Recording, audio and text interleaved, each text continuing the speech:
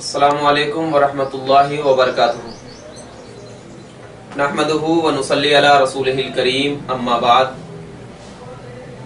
قال اللہ تبارک وتعالی فی القرآن المجید والفرقان الحمید اعوذ باللہ من الشیطان الرجیم بسم اللہ الرحمن الرحیم سیقول السفہاء من الناس ما ولاهم عن قبلتهم التي كانوا عليها قل للہ المشرق والمغرب یہدی من یشاء الی صراط مستقیم۔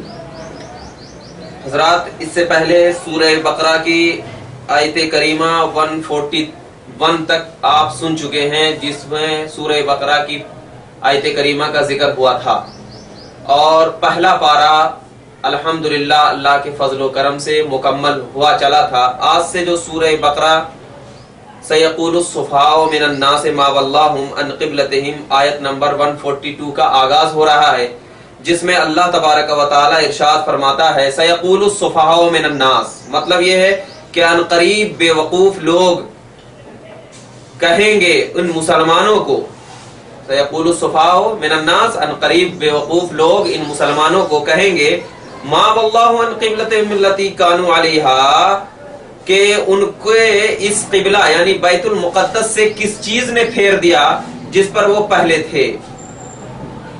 قل للہ المشرق والمغرب یہدی من یشاء الی صراط مستقیم، آپ کہہ دیجئے محبوب کہ مشرق اور مغرب اللہ ہی کے ہیں، وہ جسے چاہے صراط مستقیم پر چلاتا ہے۔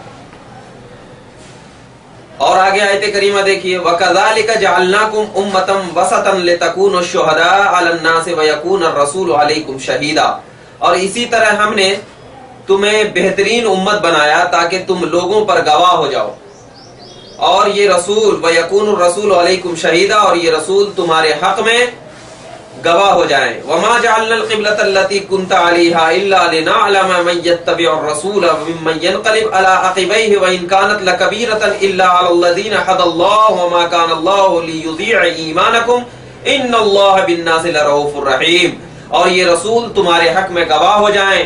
وما جعلنا القبلۃ، اور یہ رسول جس قبلے پر آپ پہلے تھے، کنتم علیہا، جس پر پہلے تھے، الا لنعلم من یتبع الرسول، ہم نے اس کو اسی لیے قبلہ بنایا تھا تاکہ ہم ظاہر کر دیں کہ کون رسول کی پیروی کرتا ہے۔ وممن ينقلب على عقبیہ، اور اس کو اس سے ممتاز کر لیں جو اپنی ایڑیوں پر پلٹ جاتا ہے۔ الا علی الذین ھدی اللہ، اور بے شک جن کو اللہ نے ہدایت دی ہے ان کے سوا سب پر یہ قبلہ کا بدلنا بھاری ہے۔ وما کان اللہ لیضیع ایمانکم، اور اللہ کی یہ شان نہیں کہ وہ تمہارے ایمان کو ضائع کرے، بے شک اللہ لوگوں پر بہت مہربان بے حد رحم فرمانے والا ہے۔ یہ دو آیت کریمہ میں نے آیت نمبر 142 اور آیت نمبر 143 کا ترجمہ آپ کے سامنے پیش کیا۔ اب یہاں پر جو بتایا جا رہا ہے آیت کریمہ میں کہ بے وقوف لوگ مسلمانوں سے کہیں گے، بے وقوف لوگ کن کو کہہ رہا ہے اللہ؟ یعنی یہودی لوگ مسلمان سے یہ کہیں گے کہ تم تو پہلے بیت المقدس کی طرف منہ کر کے نماز پڑھتے تھے، تو اب کس چیز نے تمہیں بیت المقدس سے پھیر کر بیت اللہ کی طرف منہ کر کے نماز پڑھنے کے لیے کہا؟ تو اللہ تبارک و تعالی اپنے رسول پاک صلی اللہ علیہ وسلم کو کہا کہ رسول آپ ان لوگوں سے کہہ دیجئے کہ مشرق اور مغرب جو ہے نا، یعنی پورب اور پچھم، یہ سب اللہ ہی کے لیے۔ اللہ اگر مشرق کی طرف حکم کر کے کہے کہ تم مشرق کی طرف منہ کر کے نماز پڑھو تو ہم مشرق کی طرف منہ کر کے نماز پڑھیں گے۔ اللہ اگر مغرب کی طرف منہ کر کے نماز پڑھنے کے لیے کہہ رہا ہے تو ہم مغرب کی طرف منہ کر کے نماز پڑھیں گے۔ یہ اللہ کا حکم ہے اور اللہ کے حکم کی خلاف ورزی ہم نہیں کر سکتے۔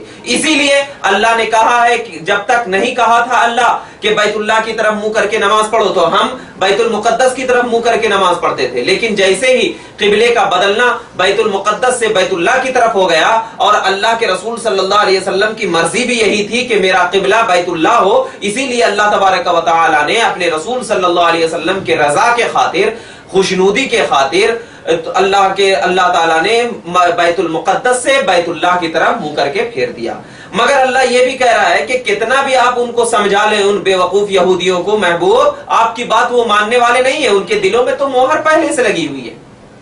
یہ چیز بتایا جا رہا ہے۔ تو جو یہودی ہو یا مسلمان ہو، یہودی ہو یا مسلمان ہو، اگر وہ اللہ تبارک و تعالیٰ کے حکم کی پیروی کرتا ہے تو وہی حکم کی پیروی کرنے والا شخص کون کس راستے پر چلتا ہے؟ صراط مستقیم پر چلا کرتا ہے۔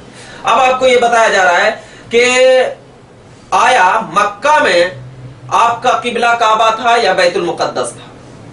یعنی جب آپ مکہ میں تھے تو آپ کا قبلہ کعبہ تھا یا بیت المقدس تھا؟ اس چیز کے بارے میں اختلاف ہے۔ یعنی حضور اکرم پہلے مکہ میں رہے پھر مدینہ گئے، تو اب آپ کو یہ کہا جا رہا ہے کہ آپ جب مکہ میں تھے تو آپ کا قبلہ بیت المقدس تھا یا کعبہ تھا؟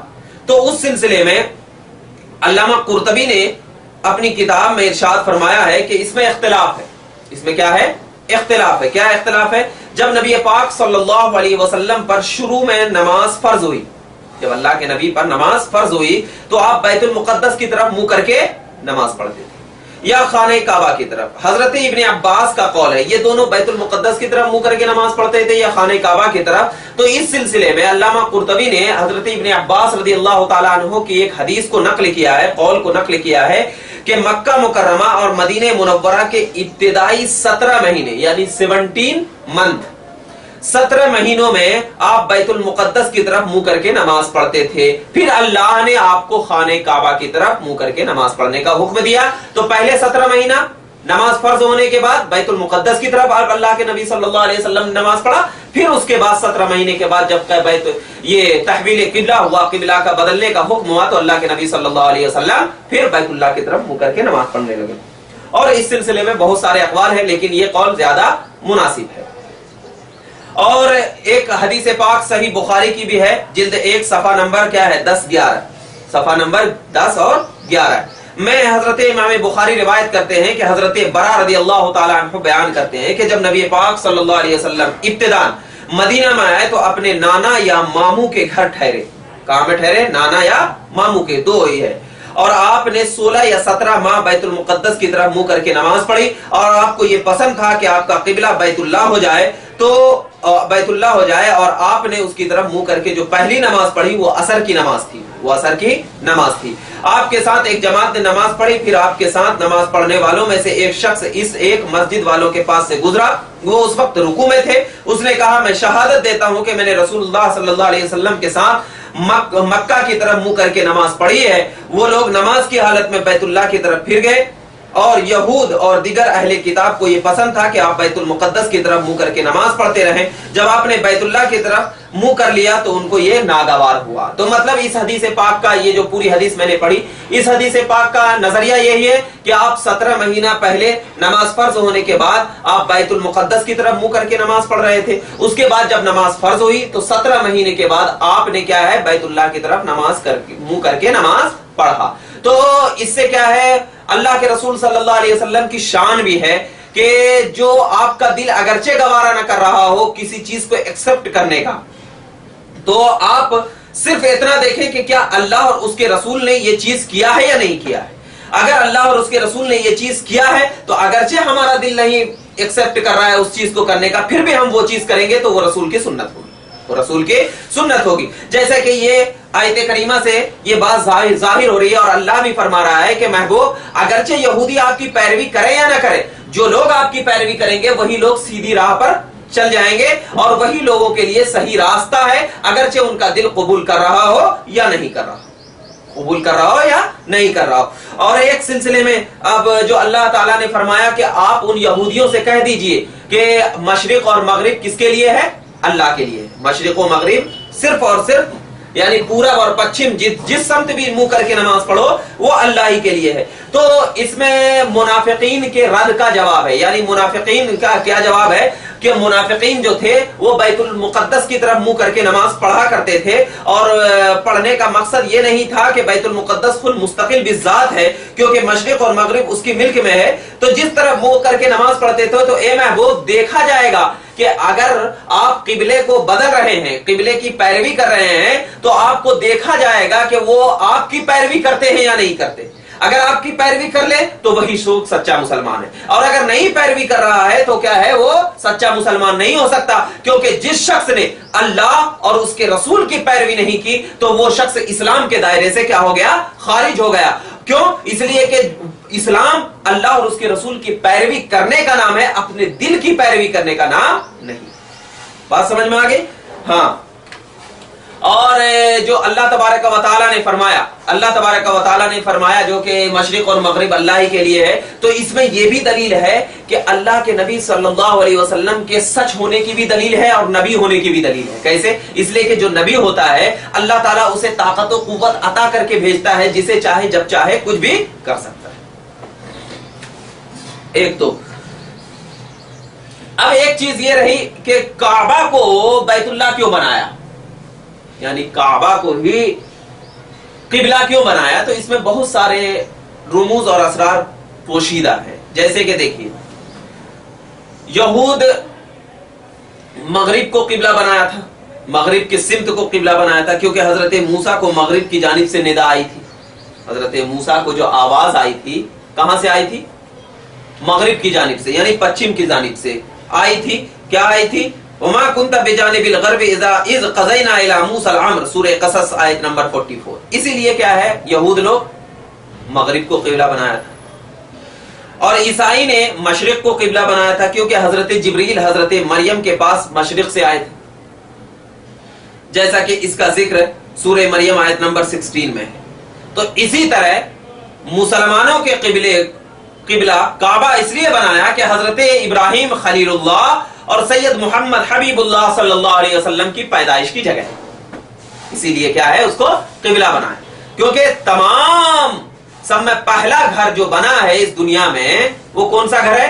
کعبہ ہے، اور وہ کعبہ جو ہے پوری دنیا کے بیچ میں ہے۔ تو اللہ تبارک و تعالیٰ نے اس کعبہ کو قبلہ اس لیے بنایا کہ اے محبوب، تیری ایسی شان ہے کہ تو بیچ میں رہ کر تمام کائنات میں کیا کرے گا، حکومت ہے۔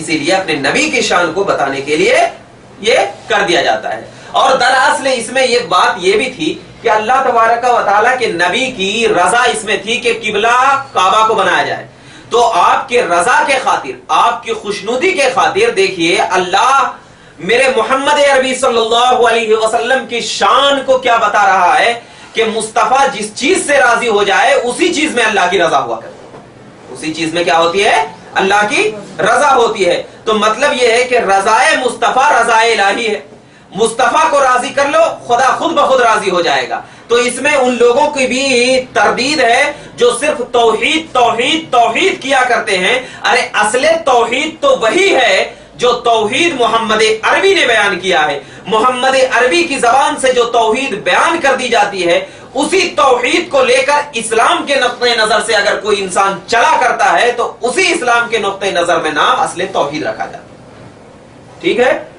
کیونکہ آپ ذرا دیکھیے، اللہ نے فرمایا فَلَنُوَلِّيَنَّكَ قِبْلَةً تَرْضَاهَا، آپ کو ہم اس طرف پھیر دیں گے جس طرف آپ راضی ہو جائیں پھرنے سے۔ اور اللہ کے نبی کس طرف پھرنے سے راضی تھے؟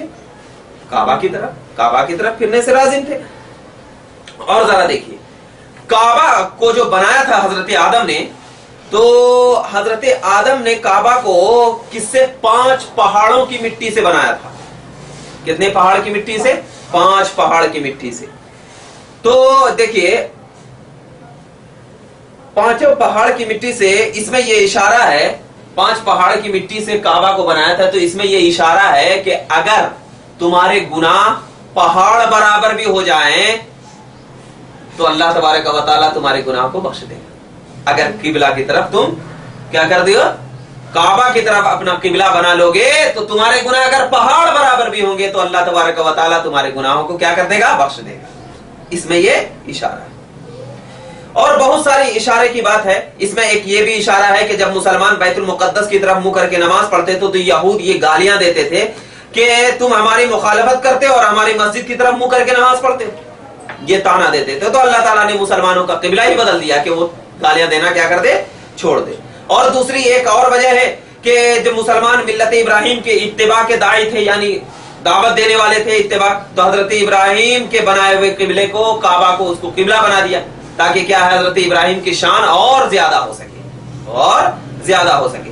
अब اس میں بہت سارے مسائل بھی نکلتے ہیں. ایک مسائل یہ ہوتا ہے کہ اگر کوئی شخص سواری پر ہو اور سواری کی حالت میں کیا کر رہا ہو، اس کو قبلہ معلوم نہ ہو، تو کیا ہے اپنے گمان سے نماز کے لیے کھڑا ہوا، پھر اس کا دل کیا بولا کہ نہیں ہو سکتا ادھر قبلہ نہیں، تو نماز کی حالت میں کیا کر سکتا ہے، اپنے گمان سے پھر سکتا ہے، اپنے گمان سے کیا کر سکتا ہے، پھر سکتا ہے. اس میں یہ جیسا کہ اللہ کے رسول صلی اللہ علیہ وسلم کے صحابہ نے اپنے گمان سے نبی صلی اللہ علیہ وسلم کی پیروی کر لی اور پھر گیا، تو اپنے غالب گمان سے بھی کیا کر سکتا ہے، یہ پھر سکتا ہے. اب ذرا دیکھیے اللہ تبارک و تعالی نے آیت کریمہ میں کیا فرمایا، وَكَذَلِكَ جَعَلْنَاكُمْ أُمَّةً وَسَطًا لِتَكُونَ الشُّهَدَاءَ عَلَى النَّاسِ، اور اسی طرح ہم نے تمہیں بہترین امت بنایا اور بیچ والی امت بنایا. کیا فرمایا، اور اسی طرح ہم نے تمہیں متوسط یعنی بہترین امت بنایا تاکہ تم لوگوں پر گواہ ہو جاؤ اور یہ رسول تمہارے حق میں گواہ ہو جائے. اب ذرا دیکھیے یہاں پر کیا ہے، اس کلام کے اول اور آخر میں نبی سے خطاب ہے. اس کلام کے اول اور آخر میں کس سے خطاب ہے، نبی سے خطاب ہے. آپ کہیے کہ مشرق و مغرب اللہ کے لیے، یعنی نبی سے خطاب ہے. اور آخر میں اے رسول جس قبلے پر آپ پہلے تھے، الی آخری، جس قبلے پر آپ کیا تھا، اے رسول، اور جس قبلے پر آپ پہلے تھے. تو اول میں بھی یہ نبی سے خطاب ہے اور آخر میں بھی ہے کہ اے رسول جس قبلے پر آپ پہلے تھے ہم نے اسی کو اسی لیے قبلہ بنایا تھا تاکہ ہم ظاہر کر دیں کہ کون رسول کی پیروی کرتا ہے اور اس کو ممتاز کر لیتا ہے. تو اس کے آخر اور اس کے اول دونوں میں کیا ہے، رسول اکرم صلی اللہ علیہ وسلم سے کیا کر دیا گیا ہے، خطاب کیا گیا ہے. اور بیچ میں کیا ہے کہ ہم نے اس طرح تمہیں متوسط یعنی بہترین امت بنایا. ہم نے کیا بنایا، بہترین امت بنایا تاکہ تم لوگوں پر کیا ہو جاؤ، کل قیامت کے دن گواہ ہو جاؤ. تو اس سے مراد کیا ہے کہ اس سے مراد یہ ہے کہ جب اللہ تبارک و تعالی حضرت بعض روایتوں میں یہ امام بخاری رضی اللہ تعالی عنہ نے اس آیت کی تفسیر میں حدیث ذکر کی ہے کہ حضرت ابو سعید خدری رضی اللہ تعالی عنہ بیان فرماتے ہیں کہ رسول اللہ صلی اللہ علیہ وسلم نے ارشاد فرمایا کہ حضرت نوح کو قیامت کے دن بلایا جائے گا. وہ کہیں گے میں حاضر ہوں اے رب. اللہ تعالیٰ فرمائے گا کیا تم نے تبلیغ کی تھی، کیا تم نے تبلیغ کی تھی؟ وہ کہیں گے ہاں. پھر ان کی امت سے پوچھا جائے گا کیا تم نے کیا نوح نے تم کو تبلیغ کی تھی؟ اس کی امت کہے گی ہمارے پاس کوئی ڈرانے والا نہیں آئے گا. اس کے بعد اللہ تبارک و تعالی اللہ حضرت محمد صلی اللہ علیہ وسلم کی امت کو بلائے گا، پوچھے گا کہ کوئی تمہارا گواہ ہے. حضرت نوح سے پوچھے گا کوئی تمہارا گواہ ہے، اور تو حضرت نوح کہیں گے مولا محمد عربی صلی اللہ علیہ وسلم کی امت گواہ ہے. تو بلا کر پوچھا جائے گا ان سے تو وہ گواہی دیں گے. تو حضرت نوح علیہ السلام کے امت کے بارے میں گواہی دیں گے کہ وہ آ جائے گا. ایسی ایک حدیث نسائی شریف کی ہے، ایسی ایک حدیث نسائی شریف میں بھی موجود ہے کہ تو حدیث کا مطلب یہ ہے کہ جب پہلے کے نبیوں کی امت یہ انکار کر دے گی کہ کوئی نبی ہمیں ڈرانے کے لیے آئے گا تو کیا کرے گا، ہمارے نبی کریم صلی اللہ علیہ وسلم کی امتوں سے وہ چیز پوچھی جائے گی. تو اللہ کے نبی صلی اللہ علیہ وسلم کی امت گواہی دے گی کہ یہ اللہ یہ ان کے پاس نبی آئے تھے اور ان کو تبلیغ کی تھی. تو اللہ پوچھے گا کہ تم نے کیسے جانا، تم تو ابھی پیدا ہوئے ہو، بعد میں پیدا ہوئے، تم نے کیسے جانا کہ پہلے کے زمانے میں نبی آ کر کے ان کو ڈرایا تھا. تو ہمارے آقا صلی اللہ علیہ وسلم کی امت کہے گی یا اللہ آپ کے سچے پکے صادق امین رسول محمد عربی صلی اللہ علیہ وسلم نے ارشاد فرمایا تھا کہ جتنے بھی نبی آئیں گے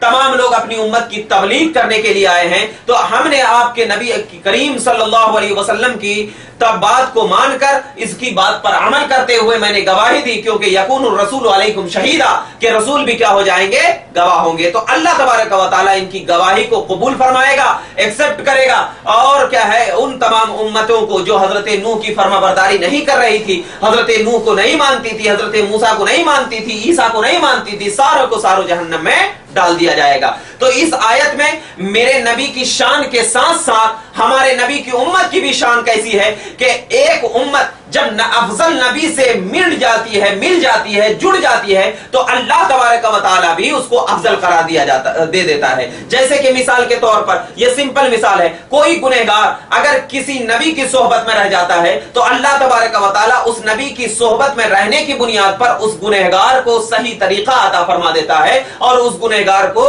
ایک چیز کا تمام چیزوں سے اچھا قرار دیتا ہے. اور اس آیت میں اہل اسلام کی فضیلت بھی ہے، یعنی اہل اسلام کی فضیلت اس واسطے ہے کہ جو چیز متوسط ہوا کرتی ہے وہ چیز کیا ہے، فضیلت والی ہوا کرتی ہے. جیسا کہ اس میں بیان کیا گیا، اس میں کیا کیا گیا، بیان کیا گیا کہ تم بہترین امت ہو، وسطن لتکون، تم کیا ہو؟ بہترین امت ہو. تو اس میں یہ بھی بیان کیا گیا ہے کہ جو متوسط یعنی بیچ والی ہوا کرتی ہے وہ بہترین امت ہوتی ہے. اب ذرا دیکھیے حضرت موسیٰ علیہ السلام میں دیکھو بخل میں اور اسراف میں، بخل اور اسراف میں دونوں میں چیز کیا ہے؟ سب سے پہلے ایک چیز ذہن میں رکھنی چاہیے، بخل کم کو کہتے ہیں، یعنی کوئی بخیل جو ہوتا ہے آتا، اگر اس کو غریب آیا تو آپ اس کو بھگا دیا، اور زیادہ بھی خرچ نہیں کرنا، یہ اسراف میں اس کا بھی گناہ ہوتا. تو اب بخل اور اسراف میں سخاوت یہ متوسط ہے، سخاوت کیا ہے؟ متوسط ہے. اور ذرا دیکھیے فسق فجور کے درمیان کیا ہے؟ عفت ہے. اور دوسری چیز یہ ہے کہ یہود و نصارہ دو خدا کو مانتے تھے، یہود و نصارہ جو تھے دو خدا کو مانتے تھے، مگر اہل سنت کے تھے وہ ایک خدا کو مانتے. تو ایسے ہی بہت سارے، یہ اس میں کیا ہے؟ افراط و تفرید کے درمیان اہل سنت کا نظریہ ہے، افراط و تفرید کے درمیان اہل سنت کا نظریہ ہے. اور بزرگان دین جیسے کہ شیعہ وغیرہ جو ہے یہ باقی صحابہ کو گالی دیتے ہیں، لیکن ہم کیا ہیں؟ صحابہ کو گالی نہیں دیتے بلکہ تمام کو عادل مانتے ہیں، اور جس کی جو حیثیت ہے اس حیثیت کی بنیاد پر ہم کیا کرتے ہیں؟ یہ چیز بیان کرتے ہیں. تو مطلب یہ ہے کہ اس آیت سے تو امت مسلمہ کا متوسط ہونا اور فضیلت والا ہونا زیادہ ثابت ہوتا ہے. اب ذرا دیکھیے اللہ تعالیٰ نے فرمایا ہے کہ کیا ہے؟ اور یہ رسول تم پر گواہ ہو جائیں، یہ رسول کیا ہو جائیں؟ تم پر گواہ ہو جائیں. یعنی اللہ تعالیٰ نے ارشاد فرمایا نا وَيَكُونُ الرَّسُولُ عَلَيْكُمْ شَهِيدًا، اور یہ رسول تمہارے حق میں کیا ہو جائیں؟ گواہ ہو جائیں. تو اس آیت کریمہ سے نبی پاک صلی اللہ علیہ وسلم کے زندہ ہونے کی بھی دلیل ہے، کیونکہ گواہی وہی قابل قبول ہوتی ہے جو آنکھوں سے دیکھی جائے. مثال کے طور پر آپ یہاں پر بیٹھے ہیں اور آپ یہاں پر سے بیٹھ کر کے کہہ رہے ہیں چار مینار میں آگ لگ گئی، تو میں اس بات کو تسلیم نہیں کروں گا. میں تو یہ کہوں گا ارے آپ تو یہاں پر بیٹھے ہیں، آپ نے کیسے دیکھا؟ آپ نے کیسے دیکھا؟ تو آپ کی بات جھوٹی ہو سکتی ہے، جھوٹی ہو سکتی ہے، لیکن جو آنکھوں سے دیکھ کر کے آیا ہو چار مینار کو تو وہ جھوٹی ہو سکتی ہے کیا؟ نہیں ہو سکتی. تو کل قیامت کے دن جب اللہ تبارک و تعالیٰ اپنے نبی کو سامنے رکھ کر کہے گا اے نبی ان امتیوں پر گواہی دو، اس امتیوں پر کیا دو؟ گواہی دو. تو اللہ کے نبی جھوٹ بول سکتے ہیں؟ نہیں بول سکتے اللہ کے نبی صلی اللہ علیہ وسلم. اور قیامت تک آنے والی تمام امتیوں کے لیے اللہ کے نبی صلی اللہ علیہ وسلم کیا ہوں گے؟ گواہ ہوں گے. تو اگر نبی کو مردہ مان لیا جائے تو جو مردہ ہوتا ہے وہ کیا دیکھ سکتا؟ نہیں دیکھ سکتا نا. تو اور قیامت تک اللہ کے سامنے گواہی دینا، تو کیا نبی اللہ کے سامنے جھوٹ بول سکتا؟ نہیں بول سکتا. تو جب اللہ کے سامنے جھوٹ نہیں بول سکتا تو ماننا پڑے گا جو اللہ نے کہا محبوب قیامت تک آنے والے تمام مسلمانوں کی، لوگوں کی، یہود و نصارہ تمام امتیوں کی آپ کیا ہوں گے؟ گواہ ہوں گے. تو قیامت تک اللہ کے نبی صلی اللہ علیہ وسلم باحیات، کیونکہ جو گواہی دے گا آنکھوں سے دیکھنا اس کے لیے ضروری. تو اللہ کے نبی صلی اللہ علیہ وسلم ہمارے اعمال کا مشاہدہ آنکھوں سے کر رہے ہیں، اسی وجہ سے ہم کہتے ہیں کہ اللہ کے نبی کیا ہے؟ زندہ ہے. اللہ کے نبی کیا ہے؟ زندہ ہے. جیسے کہ دیکھیے حدیث پاک میں بہت ساری احادیث کریمہ آئی ہے کہ حضرت امام احمد بن حنبل کی حدیث پاک مسند احمد جلد 1 صفحہ نمبر 4 پہ حضرت ابو بکر صدیق رضی اللہ تعالیٰ عنہ بیان کرتے ہیں کہ ایک دن رسول اللہ صلی اللہ علیہ وسلم نے صبح کی نماز پڑھائی، صبح کی کیا پڑھائی؟ نماز پڑھائی. پھر وہاں چاشت کے وقت، یعنی چاشت کا جو نماز ہوتا ہے چاشت کے وقت تک بیٹھے رہے. پھر رسول کریم صلی اللہ علیہ وسلم ہنسے، پھر اسی جگہ بیٹھے رہے. پھر آپ نے ظہر، عصر، مغرب اور عشاء پڑھی اور اسی دوران کسی سے بات نہیں کی، اس دوران کسی سے بات نہیں کی. پھر گھر تشریف لے گئے. لوگوں نے حضرت ابو بکر سے کہا آپ نے رسول صلی اللہ علیہ وسلم سے پوچھا نہیں کہ آج کا دن آپ نے غیر معمولی طور پر گزارا، غیر معمولی طور پر گزارا. حضرت ابو بکر نے پوچھا، رسول اللہ صلی اللہ علیہ وسلم نے فرمایا دنیا و آخرت کے کام میں سے جو کچھ بھی ہونے والا تھا وہ سب مجھ پر آج پیش کیا گیا، مجھ پر پیش کیا گیا. تمام اولین و آخرین کو ایک میدان میں جمع کیا گیا. لوگ گھبرا کر حضرت آدم کے پاس گئے، درا حالے کہ وہ لوگ منہ تک پسینے میں ڈوبے ہوئے تھے. اس حدیث پاک سے کیا ہے؟ نبی پاک صلی اللہ علیہ وسلم کو دنیا کی تمام چیزیں پیش کر دی گئی، آخرت کی تمام چیزیں پیش کر دی گئی. تو اللہ کے نبی نے ان تمام چیزوں کو کیا کر لیا؟ جان لیا. تو جان لیا، جان لینے کا نام تو علم غیب ہے.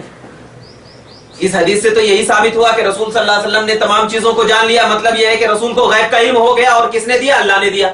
اور یہ حدیث کیا ہے؟ بالکل صحیح ہے. یہ حدیث کیا ہے؟ بالکل صحیح ہے. ایک حدیث اور دیکھیے صحیح مسلم کی حدیث پاک ہے، جلد 1 صفحہ نمبر 207 میں حضرت ابو ذر رضی اللہ تعالیٰ عنہ بیان کرتے ہیں کہ رسول کریم صلی اللہ علیہ وسلم نے فرمایا مجھ پر امت کے اچھے اور برے تمام اعمال کو پیش کر دیے جاتے ہیں، میں نیک اعمال دیکھتا ہوں تو میں خوش ہو جاتا ہوں اور نجاست کو راستے سے ایک طرف کر دیا گیا۔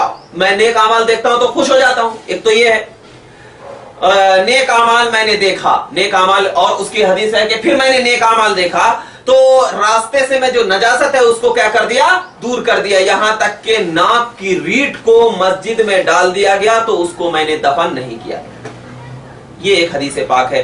اور الطبقات الکبریٰ حدیث جلد 2 صفحہ نمبر 194، الجامع الصغیر جلد 1 صفحہ نمبر 582، اور البدایہ والنہایہ اور مجموع الزوائد اور الوفا، سنن ابو داؤد، سنن نسائی، مجموع الزوائد، بہت سارے احادیث کریمہ موجود ہے کہ اللہ کے نبی صلی اللہ علیہ وسلم کے سامنے امت کے نیک اور برے اعمال کو پیش کیے جاتے ہیں تو اللہ کے نبی صلی اللہ علیہ وسلم نیک اعمال کو دیکھ کر کے خوش ہوتے ہیں اور ان کے حق میں کیا کرتے ہیں؟ دعائیں کرتے ہیں، ان کے حق میں دعائیں کرتے ہیں۔ تو اب ذرا بتائیے کن کے اوپر نیک اعمال پیش کیا جاتا ہے؟ جو شخص زندہ ہو اسی کے اوپر نا۔ دعا کون کرتا ہے؟ جو زندہ ہو وہی تو۔ خوش کون ہوتا ہے؟ جو زندہ ہو وہی تو۔ ذرا بتاؤ جو مردہ ہے وہ خوش ہوگا؟ زندہ ہی تو خوش ہوگا۔ تو آیت کریمہ میں اس بات کی طرف اشارہ ہے کہ اللہ تبارک و تعالی نے میرے نبی پاک صلی اللہ علیہ وسلم کو موت عطا کی ہے، لیکن صرف ایک لمحے کے لیے۔ ہم نہیں مانتے ہیں کہ اللہ کے نبی کو موت نہیں آئی، مانتے ہیں کہ اللہ کے نبی کو موت آئی ہے، مگر صرف ایک آن کے لیے موت آئی ہے۔ ورنہ اگر یہ نہ مانیں گے تو بہت ساری احادیث کریمہ اور قرآن پاک کی آیت کریمہ کا انکار لازم آئے گا۔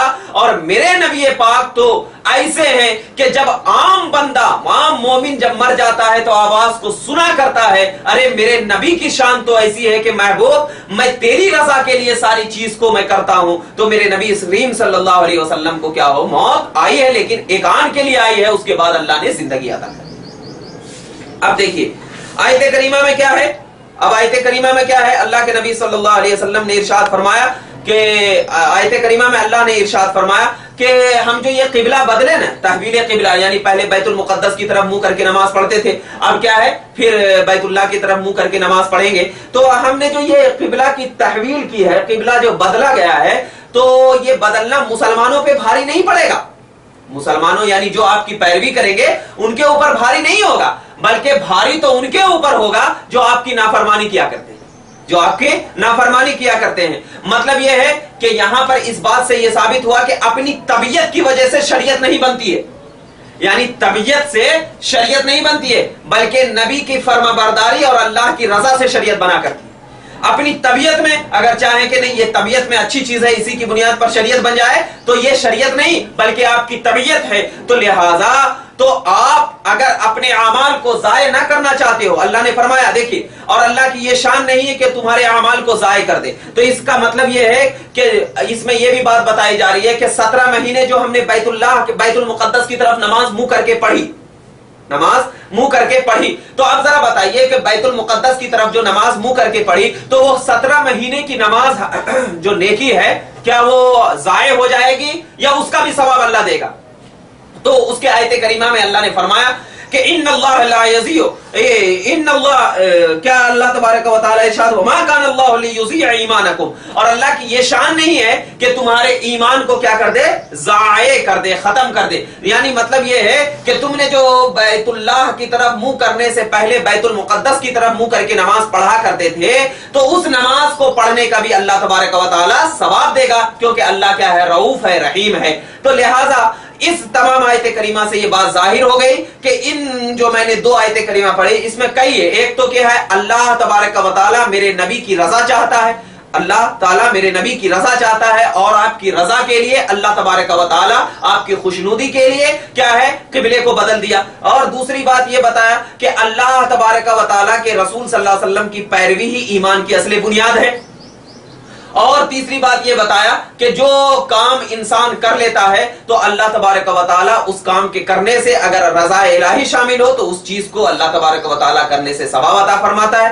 یہی چیز کو رکھتے ہوئے ہم بھی اللہ کے نبی کریم صلی اللہ علیہ وسلم کی پیروی کریں, ان پر عمل کریں. انشاءاللہ تبارک و تعالی ہمارے اعمال میں اللہ ضرور ترقی دے. وآخر دعوانا ان الحمدللہ رب العالمین. السلام علیکم.